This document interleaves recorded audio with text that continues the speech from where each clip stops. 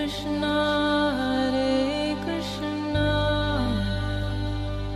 Krishna Krishna Hare Hare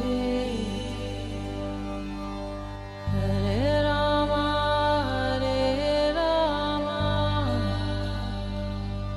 Rama Rama Hare Hare। नमस्कार, radio मानव रचना 107.8 पर मैं हूं सरिता आपके साथ और शुरू हो चुका है प्रोग्राम आत्मदर्शन, जिसमें हम बात करते हैं प्रभु श्री कृष्ण की, उनकी लीलाओं की और उनके भक्तों की जो समय समय पर प्रभु के साथ रहे और उनकी भक्ति की, और किस तरह से उनकी कथाओं, उनके प्रसंगों से हमें एक शिक्षा मिलती है कि जीवन में भक्ति कितनी जरूरी है। और इस प्रोग्राम में हमेशा की तरह अपना ज्ञान हमारे साथ बांटने के लिए स्टूडियो में मौजूद हैं रागलेखा दासी जी, शरणाश्रित युगाचार्य श्रीमद भक्ति वेदांत नारायण गोस्वामी जी की शिष्या। रागलेखा दासी जी, आपका स्वागत है हमारे स्टूडियो में। हरे कृष्ण। रागलेखा दासी जी, आजकल हम बात कर रहे हैं प्रभु के उन भक्तों की, ब्रज के उन वैष्णवों की, उन भक्त जनों की जो हमेशा प्रभु के साथ रहे और उन्होंने भक्ति की। पहले हमने सनातन गोस्वामी जी के बारे में आपसे जाना पिछले अपने कई एपिसोड्स में, और आज हम बात करेंगे शील रघुनाथ दास गोस्वामी जी के बारे में। तो किस तरह से उनका चरित्र वर्णन रहा, किस तरह से उन्होंने प्रभु की, महाप्रभु की भक्ति की, आप हमें उनके बारे में बताएं जी। रघुनाथ दास गोस्वामी जो थे हुगली जिले के अंतर्गत आदि सप्तग्राम में आविर्भूत हुए, और इनके जो पिताजी का नाम था गोवर्धन मजूमदार, और इनके जो वो थे पिताजी के बड़े भाई थे, उनका नाम था हिरण्य मजूमदार। तो पिताजी के बड़े भाई के कोई पुत्र नहीं था, उसके दोनों भाई मिलके इनको ही पुत्र मानते थे। और हिरण्य मजूमदार और गोवर्धन मजूमदार आदि सप्तग्राम के बहुत बड़े जमींदार थे। तो यदुनंदन आचार्य जो श्री अद्वैताचार्य प्रभु के बड़े अंतरंग शिष्य थे, चैतन्य महाप्रभु भी इनको अपने प्राणों से अधिक प्रिय मानते थे। श्री हरिदास ठाकुर जी जब वेना पोला जंगल में रामचंद्र खान द्वारा प्रेरित वेश्या के उद्धार करके वेना पोला को छोड़कर चांदपुर श्री बलराम आचार्य के घर में ठहरे थे, उसी समय रघुनाथ दास गोस्वामी जी को श्री हरिदास ठाकुर जी के दर्शन करने का योग प्राप्त हुआ। तो श्री हरिदास ठाकुर जी तो नामाचार्य हैं, तो वो तो भ्रमण करते रहते थे। तो एक बार उनको भ्रष्ट करने के लिए एक वेश्या को नियुक्त किया गया। तो जब उसका उद्धार करके जब वो इधर आकर रहने लगे चांदपुर में, तब उन्होंने रघुनाथ दास गोस्वामी जी को देखा।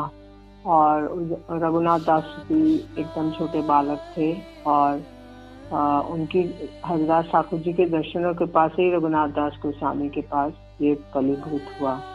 अब गोवर्धन मजूमदार की हिरण्य और गोवर्धन मजूमदार की वार्षिक आय 8 लाख मुद्रा हुआ करती थी। तो ऐसा सुना जाता है कि उस वक्त एक मुद्रा 1 रुपए में 8 मन उस वक्त एक मुद्रा अथवा 1 रुपए से 8 मन चावल मिलते थे। जिस समय महाप्रभु जी संन्यास लेकर शांतिपुर आए थे, उस समय रघुनाथ दास गोस्वामी जी उनके दर्शन का लाभ प्राप्त करने के लिए उनको पहला अवसर मिला था। श्रीमन महाप्रभु के दर्शन करके उनके चरण कमलों में पढ़ने के साथ ही रघुनाथ दास गोस्वामी जी का भाव विभोर हो गए। और रघुनाथ दास गोस्वामी जी के पिता गोवर्धन मजूमदार और अद्वैताचार्य जी प्रभु जी के सदा श्रद्धा भक्ति के साथ सेवा किया करते थे।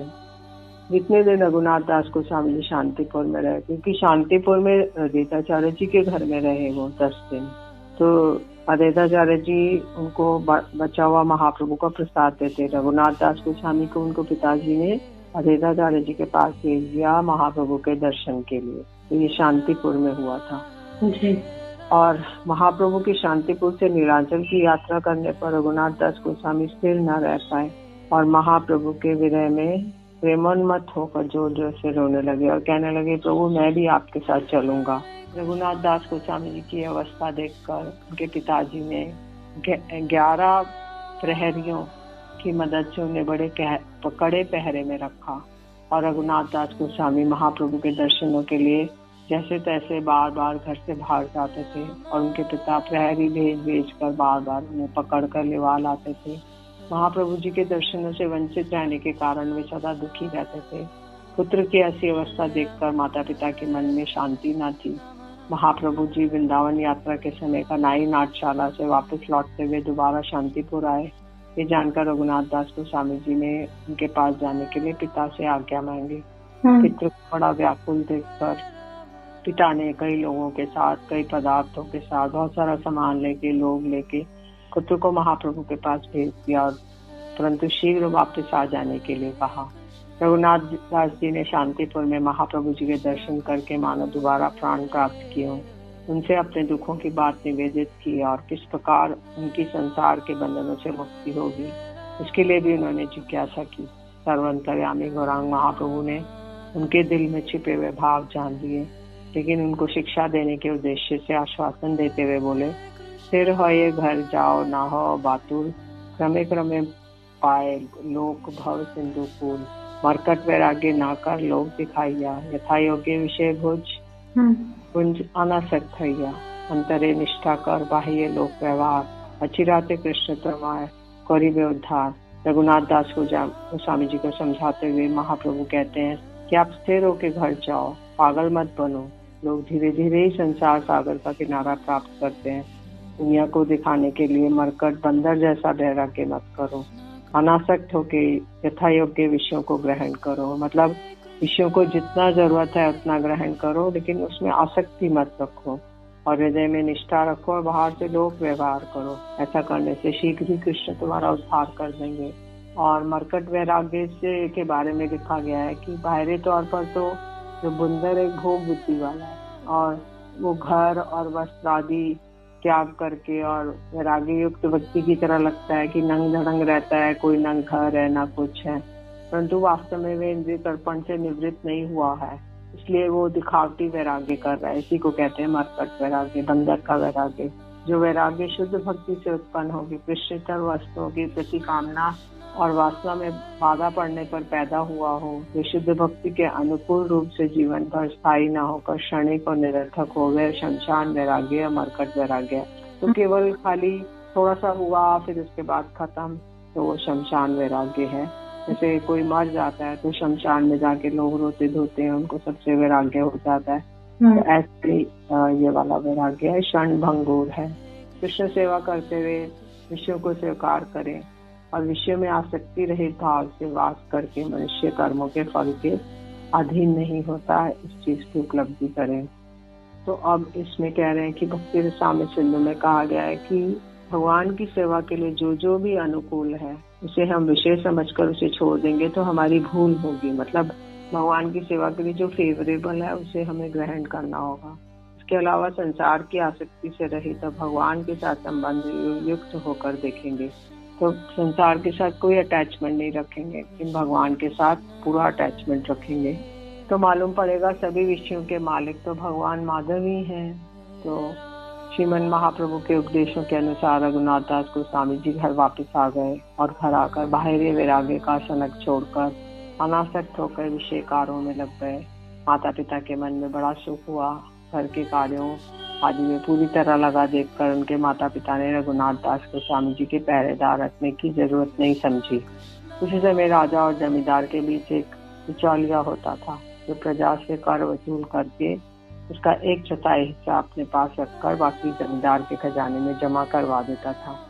उस जमाने में उसे चौधरी कहा जाता। हिरण्य मजूमदार ने बिचौलिए मुसलमान चौधरी को हटाकर सप्तग्राम के मुलकपति से सीधा संबंध स्थापित करके लेन देन की स्थायी व्यवस्था कर दी थी। हिरण्य मजूमदार ने 20 लाख वसूल करके राजा को उसका 1/4 हिस्सा अर्थात 5 लाख छोड़कर 15 लाख जमा करवाने थे, परंतु हिरण्य मजूमदार ने सिर्फ 12 लाख ही दिए, जिससे वह मुसलमान चौधरी अपने को मिलने वाले हिस्से से वंचित हो गया। उसने हिस्से में मिलने वाले धन से वंचित होने से वह चौधरी हिरण्य गोवर्धन के कट्टर विरोधी हो गए। रघुनाथ दास गोस्वामी जी ने युक्त वैराग्य का सहारा लिया। अंदर से वैराग्य के भाव और बाहर से विषयों की भांति काम करने लगे थे। मलेच चौधरी ने लाभांश से वंचित होने पर राजा के पास हिरण्य मजूमदार के खिलाफ शिकायत कर दी, जिसके फलस्वरूप कैद होने के डर से हिरण्य और गोवर्धन मजूमदार भाग खड़े हुए। राजा के वजीर ने आकर मुसलमान चौधरी की प्रेरणा से रघुनाथ दास गोस्वामी जी को कैद कर लिया। उन्होंने सोचा ये दोनों तो चले गए हैं, हम इनके बेटे को कैद कर लेते हैं। अच्छा। तो मुसलमान चौधरी प्रतिदिन रघुनाथ दास गोस्वामी जी को गाली गलौज करके डराने और धमकाने लगे और उसके ताऊ और पिता कहाँ गए हैं बताने के लिए जवाब डालने लगे। चौधरी जब क्रोधित होकर रघुनाथ दास गोस्वामी जी को मारने जाता तो वह स्निग्ध कमल के समान चेहरे को देखता तो उसे मार न पाता था, बाहर से मात्र गाली गलौज ही कर पाता। कायस्थ कुल में जन्मे श्री रघुनाथ दास गोस्वामी जी की बुद्धिमत्ता से वे सदा आतंकित रहता था। मधुर भाषी श्री रघुनाथ दास गोस्वामी मुसीबत से छूटने और उसके उपाय सोचकर बड़े प्यार से चौधरी से कहने लगे, मेरे पिताजी और ताऊ जी तो तुम्हारे दो भाई हैं। आप भाई भाई कब झगड़ा करते हैं, कब प्यार करने लगते हैं, ये जानना बहुत कठिन है। आज आप झगड़ा करते हैं, कल देखिए आप एक साथ मिल जाएंगे। मैं जैसे अपने पिता का पुत्र हूँ वैसे ही आपका भी पुत्र हूँ। मैं आपका पाले हूँ और आप मेरे पालक हैं। पालक होकर पालित को बुरी तरह डांटना उचित नहीं है। आप तो सर्व शास्त्रों के ज्ञाता जिंदा तीर हैं। आपको ज्यादा कहना छोटे मुंह बड़ी बात होगी। रघुनाथ दास गोस्वामी की स्नेहपूर्ण बातें सुनकर प्यार से वह मुस्लिम चौधरी रोने लगा और बोला, आज से तुम मेरे पुत्र हो। देखो जैसा भी हो सकेगा आज से मैं तुमको छुड़वा दूंगा। बस तुम अपने ताऊ से मुझे मिलवा दो और जिस प्रकार मेरा हिस्सा मिल जाए और उसका इंतजाम कर दो। रघुनाथ जी अपने पिता ने रघुनाथ को संसार में बांधने के लिए एक बहुत सुंदर लड़की से उनका विवाह कर दिया। कुछ दिनों बाद वह बाहर से सब ठीक चलता नजर आ रहा था, किंतु रघुनाथ दास गोस्वामी जी के संसार में संसारिक वैराग्य की आग सुलग रही थी। धीरे धीरे वह बाहर प्रकट होने लगी। 1 साल बीतने पर रघुनाथ दास जी फिर महाप्रभु से मिलने के लिए व्याकुल होकर घर से भाग खड़े हुए, किंतु उनके पिता ने उन्हें पकड़वा लिया। बीच बीच में ये क्रम चलता रहा। रघुनाथ दास जी घर से भागते और उनके पिता उन्हें पकड़ कर ले आते। रघुनाथ दास जी की माता ने पुत्र के दिमाग में दोबारा खराबी आते देख रघुनाथ दास गोस्वामी जी के पिता ने उन्हें बांध कर रखने के लिए कहा। श्री गोवर्धन उसके उत्तर में बोले, इंद्र सम ऐश्वर्य स्त्री अप्सरा सम, मतलब इनके पास ऐश्वर्य इंद्र के समान है और अप्सरा जैसी स्त्री है। ये सब बांधिते नारी लेख गुजार मन, ये सब इनके मन को नहीं बांध पाए। दड़े बंधने तारे रखिते के मते, जन्म जाता पिता नारे प्रबंध फंडाइते, चैतन्य चंद्रे कृपा हईते ये हारे, चैतन्य प्रभु बातुल के रखिते पारे। मतलब वो कह रहे हैं कि इनको रस्सियों का बंधन कैसे रोक सकता है। सच तो यह है कि जन्मदाता पिता भी अपने पुत्र के प्रारब्ध को नहीं बदल सकता। इसके ऊपर तो भगवान चैतन्य महाप्रभु की कृपा हो गई है। इसलिए चैतन्य महाप्रभु के इस पागल प्रेमी बातुल प्रेमी को भला कौन रोक सकता है। जी हाँ जी बिल्कुल। जिसको भगवान की चरणों की प्यास हो उसको कौन रोक सकता है। कहीं ना कहीं उन्हें ये आभास हो चुका था कि प्रभु भक्ति ही सब कुछ है, इस दुनिया से डिटैच होना ही सब कुछ है, उस परमात्मा से खुद को अटैच करना है, मिलाना है।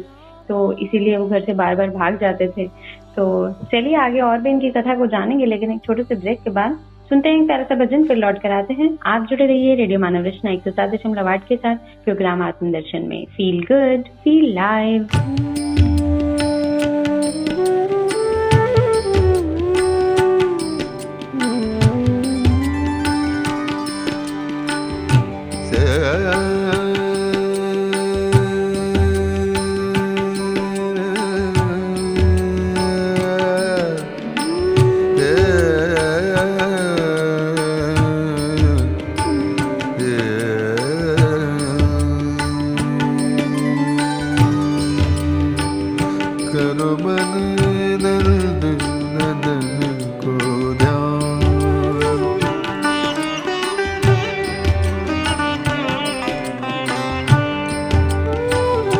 करो मन नंद नंदन को ध्यान, करो मन नंद नंदन को ध्यान, करो मन नंद नंदन को ध्यान।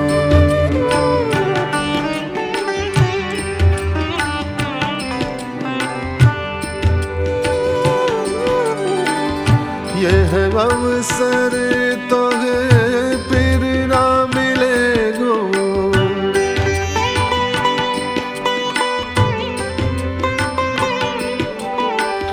यह अवसर तो है फिर ना मिलेगो। मेरो कहो अब मन नंद नंदन को ध्यान, करो मन नंद नंदन को ध्यान, करो मन नंद नंदन को ध्यान।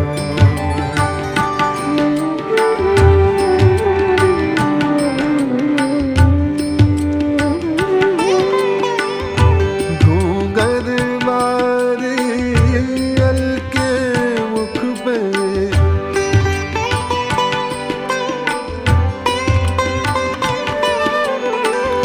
घूंघर मारे अलके मुख पे,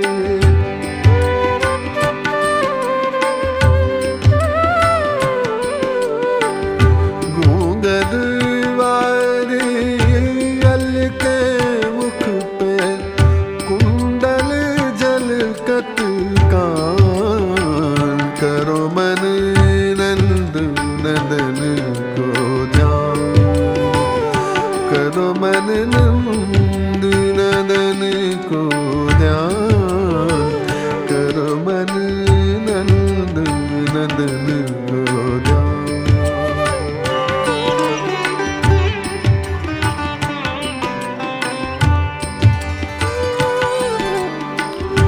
नारायण अलसाने नैना, नारायण अलसाने नैना, झूमत रूप निधान, करो मन नंद नंदन को ध्यान, करो मन नंद नंदन को ध्यान, करो मन नंद नंदन को ध्यान, करो मन नंद नंदन को ध्यान, करो मन नंद नंदन को ध्यान, करो मन नंद नंदन को ध्यान।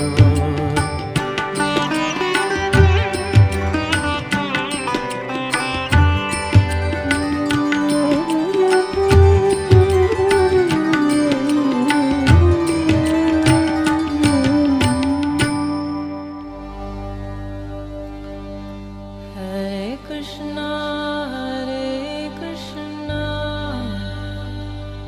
Krishna Krishna, Hare Hare, Hare Rama,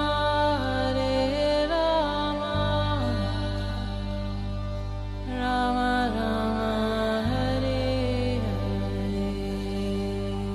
स्वागत है आप सभी का एक बार फिर रेडियो मानवरचना 107.8 पर। मैं हूँ सरिता, आपके साथ। प्रोग्राम है आत्मदर्शन और आजकल हम बात कर रहे हैं इसमें प्रभु के परिकरों की, उनके भक्तजनों की, वैष्णवों की जो ब्रज में हुए और आज बात हो रही है शील रघुनाथ दास गोस्वामी जी की। उनका चरित्र वर्णन हम रागलेखा दासी जी से जान रहे हैं। जी रागलेखा दासी जी, आगे सुनाइए, इस कड़ी में क्या हुआ? रघुनाथ दास गोस्वामी जी सोचने लगे कि किस प्रकार संसार से मुक्त होंगे। और श्री नित्यानंद प्रभु इधर पानीहाटी में आए, उनके घर के पास ही थे। रघुनाथ दास गोस्वामी जी ने पानीहाटी की ओर यात्रा की और उस स्थान पर पहुंचे जहाँ पे नित्यानंद प्रभु जी थे। जिस समय रघुनाथ दास गोस्वामी वहाँ पहुंचे, उस समय नित्यानंद जी गंगा के किनारे एक पेड़ के नीचे बैठे हुए थे और बहुत से भक्त उन्हें घेरे हुए थे। नित्यानंद प्रभु के दर्शन करके दूर से रघुनाथ दास गोस्वामी जी ने उन्हें दंडवत प्रणाम किया। नित्यानंद प्रभु की कृपा से आर्द्र चित्त होकर उनको जबरदस्ती खींचकर अपने पास बैठा लिया और उनके सिर पर अपना चरण कमल रख दिया। तो नित्यानंद प्रभु ने अपने चरण कमल उनके माथे पे रख दिए और उनके मन का भाव जानकर उन्होंने ऐसा आशीर्वाद दिया कि और उन्होंने बोला कि तुम वैष्णव सेवा करो। तो वो बोलने लगे, निकट ना ऐसे चोरा, भागे दूरे दूरे, आज लागी पांच दाढ़ी मुँह तुम्हारे, दधी जीरा भक्षण करा मोरे गणे, सुनिए आनंद है ले रघुनाथ मने। तो नित्यानंद प्रभु कह रहे हैं, चोर तुम मेरे पास नहीं आते हो, दूर दूर से भाग जाते हो, आज पकड़े गए। आज मैं तुम्हें दंड दूंगा। दंड ये है कि मेरे गणों को दही चिड़ा मतलब दही और चिड़वा का उत्सव कराओ। तो ये जो महोत्सव है पानीहाटी में चिड़ा दही महोत्सव के नाम से प्रसिद्ध है। उस महोत्सव में स्वयं भगवान श्री चैतन्य महाप्रभु जी, उनके अभिन्न प्रकाश मूर्ति नित्यानंद प्रभु जी के साथ, उनके पार्षदों के साथ गंगा के किनारे यमुना पुलीन पर भोजन उन्होंने लीला की। नित्यानंद प्रभु जी तथा उनके पार्षदों, ब्राह्मणों, दूसरे लोगों ने इस महोत्सव में दूध चिड़वे का सेवन कर परम संतोष प्राप्त किया। रघुनाथ दास गोस्वामी जी दूसरे दिन नित्यानंद प्रभु से अत्यंत कातर स्वर में ये जिज्ञासा की कि उन्हें संसार के बंधनों से कैसे शीघ्र छुटकारा मिलेगा और कैसे शीघ्र उन्हें महाप्रभु जी के चरण कमलों की प्राप्ति होगी। नित्यानंद प्रभु जी ने रघुनाथ दास गोस्वामी के सिर पर अपने चरण कमलों को रख दिया। रघुनाथ दास गोस्वामी जी ने संसार बंधनों से छुटकारा और महाप्रभु जी के चरण कमलों की प्राप्ति के संबंध में जो प्रश्न पूछा था, उसके जवाब में नित्यानंद प्रभु जी ने रघुनाथ दास गोस्वामी से कहा कि वे पुलिन भोजन जो तुमने आज कराया है, आप पर कृपा करने के लिए गौर हरि ने आपके इस पुलिन भोजन में आगमन किया था। पुलिन भोजन में महाप्रभु भी आए थे। आप पर कृपा करने के लिए उन्होंने दही चिड़वा खाया और नृत्य करके रास्ते में प्रसाद भी पाया। अब जल्दी ही निर्विघ्न चैतन्य महाप्रभु जी के चरणों की प्राप्ति होगी। रघुनाथ दास गोस्वामी ने राघव पंडित से परामर्श करके वैष्णव की यथा योग्य दक्षिणा द्वारा पूजा की। तो ऐसा नियम है कि जब वैष्णवों को भोजन कराया जाता है तो उन्हें कुछ दक्षिणा भी दी जाती है। तो रघुनाथ दास गोस्वामी ने राघव पंडित जी से पूछा हमें किसको कितना देना चाहिए और उसको तैयारी करी। रघुनाथ दास गोस्वामी जी पानी हाटी से वापस आकर घर के अंदर दाखिल नहीं हुए। वे घर के बाहर ही दुर्गा मंडप में सो गए। पहरेदार हमेशा जागते हुए रघुनाथ दास गोस्वामी जी का पहरा देने लगे। गौड़ देश के भक्त महाप्रभु के दर्शनों के लिए नीलांचल जा रहे थे। ये सुनकर रघुनाथ दास गोस्वामी पकड़े जाने के भय से ना जा पाए। एक दिन रात्रि के अंत में यदुनंदन आचार्य रघुनाथ दास गोस्वामी के पास आकर बोले, रघुनाथ, तुमसे मेरा एक बड़ा जरूरी काम है। वह ये है कि मेरे शिष्य ने ठाकुर जी की सेवा छोड़ दी है। वह तुम्हारी बात मानता है, जैसे तैसे उसे समझा बुझा कर ले आओ और पुनः सेवा में लगा दो। उसे सेवा में लगना जरूरी है क्योंकि मुझे और कोई ब्राह्मण पुजारी नहीं मिल रहा है। रघुनाथ दास गोस्वामी जी अपने गुरुदेव के साथ चल पड़े। रात्रि के अंतिम प्रहर में पहरेदार सोए हुए थे। रघुनाथ दास गोस्वामी ने अब आधे के करीब रास्ता तय कर लिया तो उन्होंने कुलगुरु जी से कहा, आप किस लिए इतनी दूर इस सेवक के पास तक जाएंगे? आपको इतना कष्ट करने की कोई जरूरत नहीं है। मैं समझा बुझाकर उसके पास आपको सेवा करने के लिए भेज दूंगा। मैं कहकर रघुनाथ दास जी ने अपने कुलगुरु जी को वापस भेज दिया और स्वयं उनसे विदा की आज्ञा ली। अब वे पुजारी सेवक के पास न जाकर महाप्रभु जी से मिलने के लिए चल दिए। कोई उन्हें पहचान ना ले इसलिए वे गांव का रास्ता छोड़कर जंगलों के रास्ते पर चल पड़े। उन्होंने एक दिन में लगभग 30 मील का रास्ता तय किया। शाम को एक ग्वाले की बगीचे में ठहरे। रघुनाथ दास गोस्वामी जी को भूखा जानकर उस ग्वाले ने उनको दूध दिया। उसी दिन सेवकों और पहरेदारों से रघुनाथ दास गोस्वामी जी के चले जाने की बात सुनकर गोवर्धन मजुमदार ने शिवानंद सेन के नाम पत्र देकर 10 सेवकों को पुरी से रघुनाथ दास गोस्वामी जी को वापस लाने के लिए भेजा। प्रभु प्रेम में आत्महारा होकर रघुनाथ दास गोस्वामी जी भूखे प्यासे बिना सोए बिना विश्राम किए चलते चलते 12 दिन में पुरुषोत्तम धाम पहुँचे। आश्चर्य ये है कि रास्ते में उन्होंने केवल 3 ही दिन भोजन किया था। स्वरूप दामोदर के साथ महाप्रभु जी बैठे थे। रघुनाथ दास गोस्वामी जी आकर दूर से महाप्रभु जी को प्रणाम किए। मुकुंद दत्त ने महाप्रभु जी को बताया कि रघुनाथ दास गोस्वामी जी आपको प्रणाम कर रहे हैं। श्रीमन महाप्रभु ने रघुनाथ दास गोस्वामी को बड़े प्यार से अपने पास बुलाया और वे उनके चरणों पे गिर पड़े और आदरचित होकर महाप्रभु ने उनका आलिंगन किया और उन्होंने कहा कि कृष्ण कृपा बलिष्ठ सेवा है थे, तोमार काड़िले विषय विष्ठा गर्थ है थे। कृष्ण की सेवा बड़ी बलवान है, जिसने तुम्हें विषय रूपी विष्ठा के गड्ढे से बाहर निकाल दिया। रघुनाथ दास गोस्वामी जी उसके उत्तर में मनी मन बोले, कृष्ण नहीं जाने तब कृपा काड़िला अमाए हमें माने। मैं कृष्ण कृपा को नहीं मानता हूँ, आपकी कृपा ने ही मुझे निकाला है, मैं तो बस यही जानता हूँ। महाप्रभु जी ने सोचकर कि रघुनाथ दास गोस्वामी जी के पिता और ताया उनके नाना नीलांबर चक्रवर्ती के भाई थे, मजाक में कहा, तुम्हारे पिताजी और ताऊ जी तो विषय रूपी विष्ठा के गड्ढे के कीड़े हैं। वे विषय की महापीड़ा को ही सुख मानते हैं। यद्यपि वे ब्राह्मण सेवी हैं, ब्राह्मणों की सेवा सहायता भी करते हैं, तब भी वे शुद्ध वैष्णव नहीं है। अब तो वे वैष्णव प्राय हैं। विषयों का स्वभाव है कि वह मनुष्य को अंधा बना देता है और उससे वही कर्म कराता है जिससे स्वभाव बंधन हो, मतलब बार बार जन्मे, बार बार मरे। इस विषय से श्री कृष्ण ने तुम्हारा उद्धार कर दिया। श्री कृष्ण की अपार कृपा की महिमा बड़ी कही नहीं जा सकती। भक्ति सिद्धांत सरस्वती ठाकुर कहते हैं, कृष्ण कृपा और विषय विष की महापीड़ा के संबंध में लिखते हैं कि पूर्व जन्म के कर्म फलों की अपेक्षा कृष्ण कृपा अधिक बलवान होती है। श्री कृष्ण की इस कृपा ने ही रघुनाथ दास गोस्वामी जी का विषय रूपी विष्ठा के गड्ढे से उद्धार कर दिया। विषयों का अनुरागी होने से जीव अपनी ताकत से उसका त्याग नहीं कर पाता। ये बात 100% सत्य है कि विशुद्ध कृष्णदास जी से मिलने के विशुद्ध कृष्णदास जी के लिए विषय विष्ठा गड्ढे की तरह है। विषय लोगों को शिक्षा देने के लिए महाप्रभु जी ने ये कहा, दुनिया के ये विषय भोग अपने भोक्ता को बहुत कष्ट देते हैं, परंतु फिर भी विषय भोगों में प्रमत्त होकर वे कष्टदायक विषयों यही सुख मानते हैं। प्रभुपाद ने आगे लिखा, मैं इंद्रियों के भोगे विषय कटी पेशाब के गंदे नाले की तरह है। जड़ इंद्रियों और विषयों में फंसा हुआ जीव उस गंदे नाले के घृणित कीड़े की तरह है। महाप्रभु जी ने रघुनाथ दास गोस्वामी को अपने पुत्र और सेवक के रूप में स्वीकार किया और उसके मंगल अमंगल का सारा दायित्व स्वरूप दामोदर जी के ऊपर लेने को कहा। महाप्रभु जी ने रघुनाथ दास गोस्वामी जी को स्वरूप के हाथों में सौंप दिया और बोला, आज से तुम स्वरूप के रघु हो। जी बिल्कुल। तो भेंट हो गई है महाप्रभु से रघुनाथ दास गोस्वामी जी की और स्वरूप जी को समर्पित कर दिया है उन्हें कि आज से वो उनके साथ रहेंगे।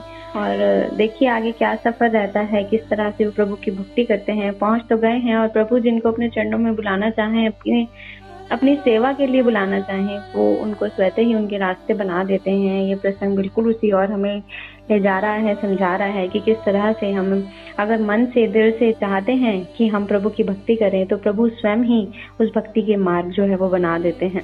आगे इनकी जीवनी, इनका चरित्र वर्णन और भी जानेंगे हम रागलिखा दासी जी से, लेकिन अपने अगले एपिसोड में, क्योंकि वक्त हुआ है आप लोगों से इजाजत लेने का। तो आज के लिए रागलिखा दासी जी आपका बहुत बहुत शुक्रिया हमारे स्टूडियो में आने के लिए। हरे कृष्ण। श्रोताओं, अगले एपिसोड में आत्मदर्शन प्रोग्राम के अंतर्गत श्री रघुनाथ दास गोस्वामी जी का चरित्र वर्णन जारी रखेंगे, लेकिन अभी के लिए हमें दीजिए इजाजत और सुनते रहिए रेडियो मानव रचना 107.8 पर आने वाले अन्य कार्यक्रमों को भी। Feel good, feel live.